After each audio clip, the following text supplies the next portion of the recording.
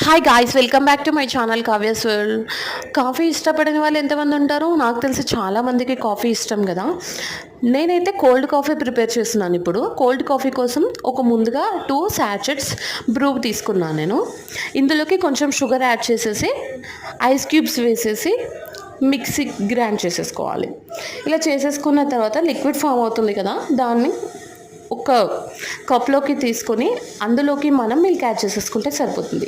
ఈ ప్రాసెస్ అంతా చూడండి, చూసాక మీకే అర్థమవుతుంది కదా కోల్డ్ కాఫీ ఎలా ప్రిపేర్ చేసుకోవాలో.